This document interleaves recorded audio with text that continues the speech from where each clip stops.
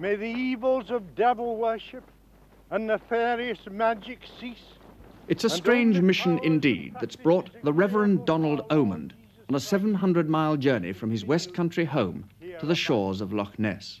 For Dr. Omond, just retired as vicar of Chirrick in Dorset, has an appointment with the monster. It's a coming together the 71-year-old doctor of philosophy doesn't expect Nessie to particularly enjoy, because Dr. Omond is here to get the monster to change its ways. Many men would shrink from such an assignment. After all, monsters might be expected to give short shrift to elderly vicars who come along interfering in their business. However, Dr. Omond, his canonicals fanned by the breeze, seems to have no qualms as he heads for the centre of the loch. It's there he will perform the ceremony which, he confidently expects, will mark the end of 1,000,000 years of monstrous behaviour. I adjure thee, thou ancient serpent, by the judge of quick and dead, by him who made thee in the world, that thou cloak thyself no more in manifestations of prehistoric demons. The vicar's theory is that the Loch Ness monster is not a prehistoric beast that somehow slipped through the evolutionary net and lived on in the vast depths of the loch. He maintains that Nessie is an apparition, a spirit, and an evil one at that. So much so that it's having a bad effect on the locals, driving them to drink, foul tempers, and black magic. Begone, thou hideous demon, unto thine appointed place, and return no more to plague the servants of Almighty God. So, in a ceremony he has performed many times in other haunted spots, Dr. Omond is exorcising Loch Ness of the evil spirit of the monster. After it's all over, the tourists take a trip round the loch, unaware of the weight of evil that's been lifted from the vicinity. Meanwhile, it's feet back on the ground for the vicar.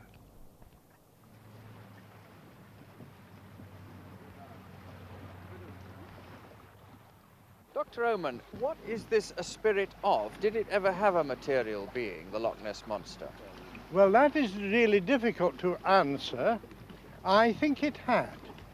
I think it is something that hundreds or thousands or even millions of years ago was in this place. I think it was possibly what we knew in the old days as the dragon. The dragon, which really, of course, is the devil. It means that, the evil. You may not know that in Sweden, in the north of Sweden, there's a lake that's just as famous as Loch Ness for its monster.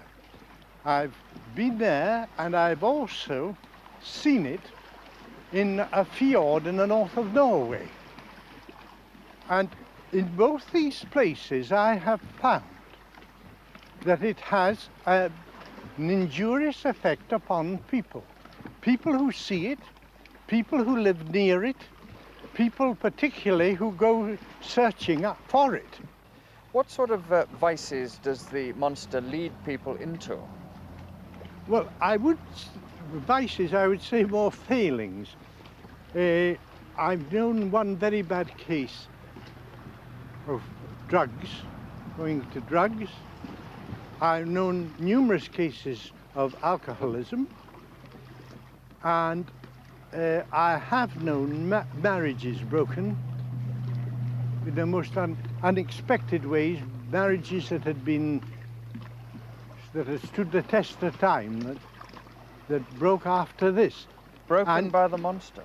Well, what I say is, it seemed a terrific coincidence that all these things should have happened to people who had been closely associated with them, with a spectre, a monster, or whatever we like to call it. Among villagers in nearby Drumnadrochid, the theory that the monster might do them a mischief finds few supporters. Have you any thoughts that the monster might be an evil spirit? No, not at all. It's the kindest, sweetest thing, if it does exist. You don't know anybody locally who's gone under the weather because of the evil spirits of the monster? Well, I think they're under the weather when they see the monster. There's There's an English vicar been up today, and he's exorcised the monster because he thinks it's having a very evil effect on some of the local community, driving them to drink. It doesn't need a monster to do that. How will you be keeping tabs, if you like, on the Loch Ness monster to make sure that your exorcism has been effective? Well, one person who wrote to me on this subject and knows certain cases that I do not know will notify me in a year's time whether there is any difference or not. If there is no difference, I shall confess I've failed. That'll be that. And your success here will give you heart to continue exorcising lochs throughout the world. Yes, assuming that it is success. I believe it is, because I think through my Highland mother, I have a certain amount of what they call fairness, and I get a sense of things. And when I performed the exorcism here, I had that feeling of weakness, which almost invariably goes with success in exorcism.